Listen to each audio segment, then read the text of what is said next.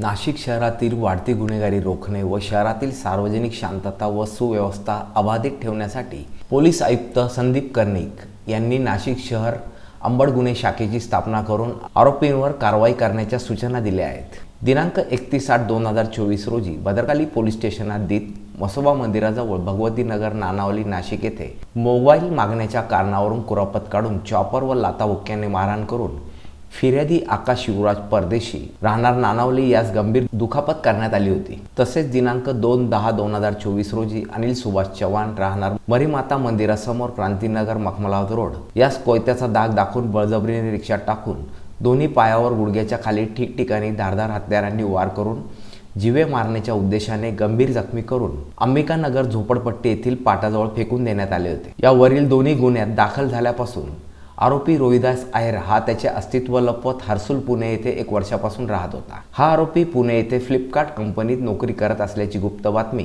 Police उपनिरीक्षक मोतीलाल पाटील यांना प्राप्त झाली। आरोपीचे मोबाईल फोनचे तांत्रिक विश्लेषण करून पोलीस उपनिरीक्षक मोतीलाल पाटील, पोलीस हवालदार योगेश चव्हाण, पोलीस नाईक भूषण सोनवणे, पोलीस अंमलदार चारुदत्त निकम यांनी पुणे येथे जाऊन अमनेरा मॉल, हडपसर रोड, पुणे येथे सापळा लावून आरोपीच्या गाडीचा सिनेस्टाईल पाठलाग करून आरोपी रोहिदास वामनराव आहेर वय 25 वर्षे राहणार जनाबाई यांच्या घरात भाड्याने शिलावटे चाळ नवनाथ नगर पेट्रोल पंचवटी नाशिक यास शितापीने ताब्यात घेतले। त्यास पुढील कारवाईसाठी पंचवटी पोलीस ठाणे येथे जमा करण्यात आले आहे।